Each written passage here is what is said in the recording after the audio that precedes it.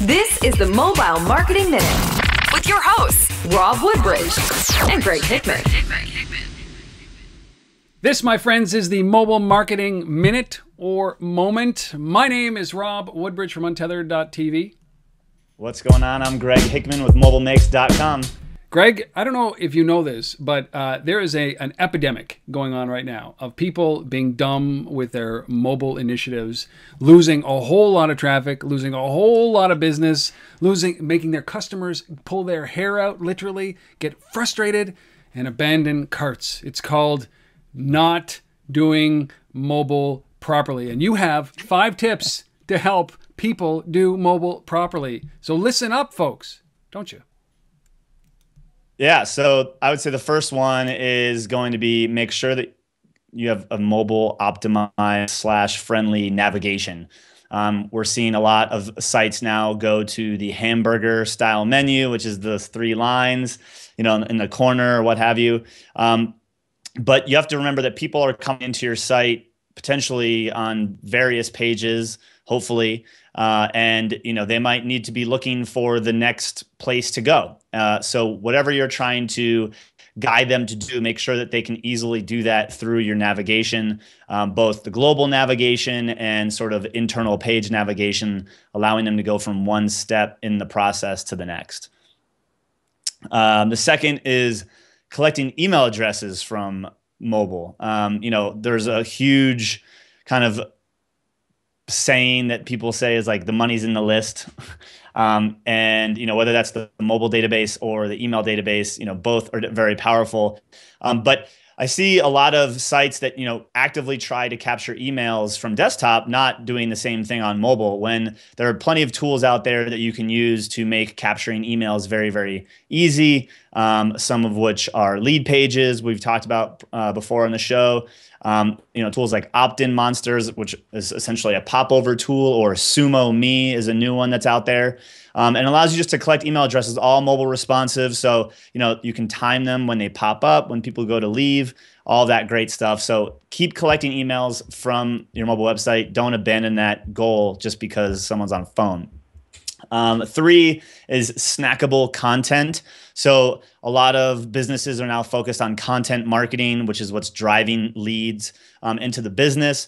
Well, if people are consuming this content from a phone or reading it in an email, you want to make sure that your content is snackable. So the things that can make the content snackable are using subheads, using lists, bullets, numbered lists, things like that.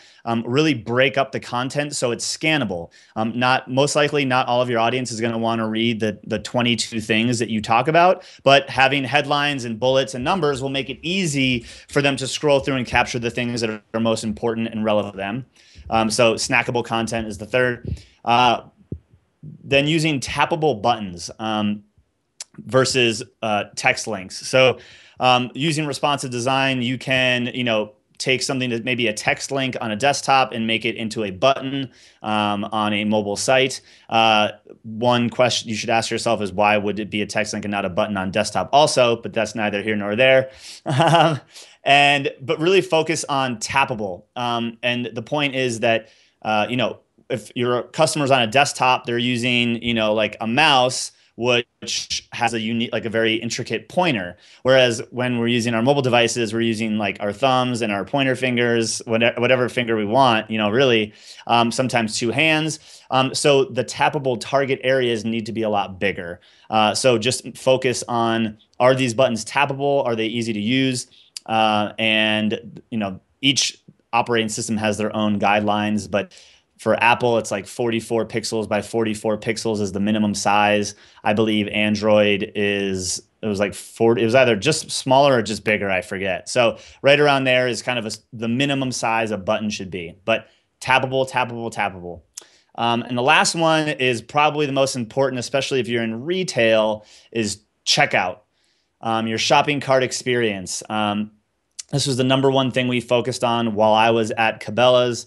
And we saw a dramatic increase in conversion once we made a handful of changes. But a lot of retailers out there still don't even have mobile optimized checkouts.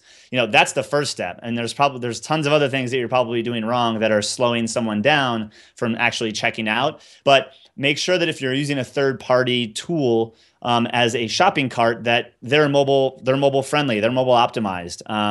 And if they're not, you want to make sure that you can custom code that so that it is mobile friendly. Because at the end of the day, with all these 5 things, mobile users, and I think I've said this before, mobile users will do anything and everything desktop users will do, provided it's delivered in a usable and seamless way. So stop complaining, oh, people won't buy from mobile, because that's not true. They're not buying from mobile because you suck at it. So, and you're making it bad for them. You don't suck at it. You're just not doing anything to make it better for them. So make it better for them, and you'll see people start converting from mobile. That is the best line I've ever heard. They're not buying from you because you suck at mobile. Well, you know what? This great stat that just came out this past week or a couple of weeks ago, which was that over 50% of people are now browsing retailer sites from their mobile device versus the desktop. So the first time ever that activity is higher on mobile, and that should be a sign of things to come.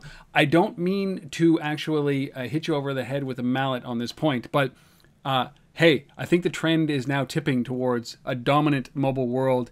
And if you don't implement these simple 5 things that Greg has just suggested, we have no pity for when you're closing down your shop for the last time, do we? No pity. No. And I wouldn't say they're all simple, but it's all a journey. Remember that. It's not like a slam dunk, it's done, you're over. This is a constant learning experience. You're going to mobile optimize your checkout, and then you're going to find other ways that are going to optimize it so that people can actually pay you. I love it. Thank you, Greg. Thank you, Rob. This has been the Mobile Marketing Minute. We'll see you next time. Don't forget to come back next week for our next episode.